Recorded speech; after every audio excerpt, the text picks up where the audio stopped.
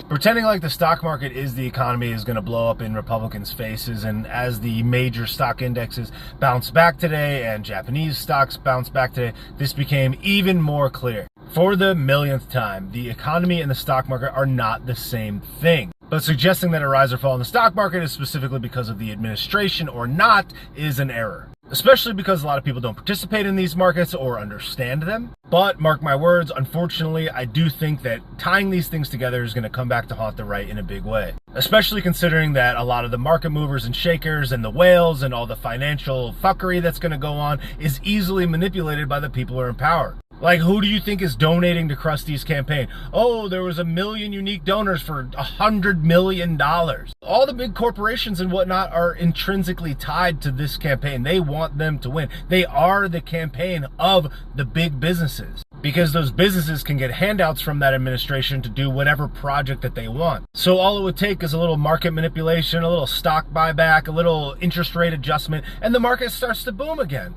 And never underestimate the power of these demons to create another false bubble. It's like, have we learned nothing from financial history? If they can bail out all the American companies that should have gone bankrupt in the first place, why couldn't they just bail it out now till the election and say, look, we fixed the economy? That's the major error of associating the stock market with the economy. They're not the same. And the left is just so brilliant and genius at marketing and branding that they're always a step ahead. If the market goes up, they say, look, all your 401ks and middle-class Americans are all earning more money. And if the stock market goes down, they say, well, the top 10% of wealth in the United States, the top 10% own 90% of the stocks. So they have a branded message no matter which direction it goes. Whereas the only thing that the right has branded is stock market up, economy up, stock market down, economy bad. And therefore, whomever is in charge at that time is thus responsible for it. The left has successfully branded both directions that it moves. And because these are complicated topics that a lot of the marketing and branding supposed experts at the top of the GOP or the right wing or whatever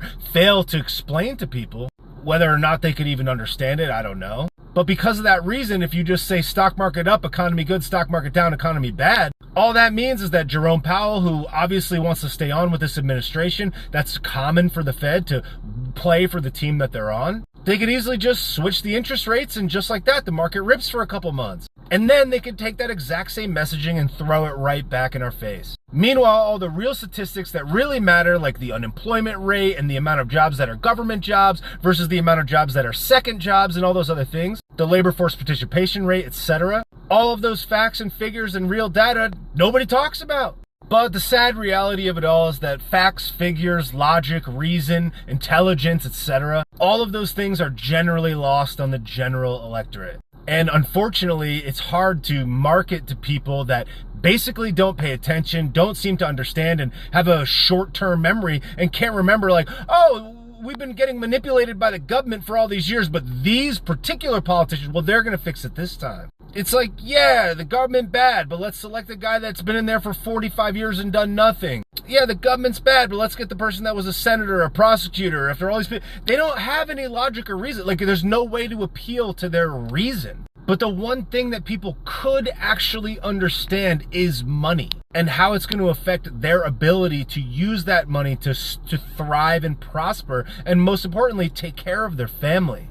But if the right doesn't successfully start branding and marketing successfully about the topic of the economy and our ability to prosper and make money on our own, it's a losing game. The economy is the one topic, other than, let's say, the border, where the right just wins no matter what. Like, I don't care how emotional or emotionally manipulated or how little logic or reason you have, you understand that things cost more right now. So if we can't successfully have people understand why they cost more and what our solution to it would be, we're screwed. And tying the stock market to the economy when they are not the same thing is an error.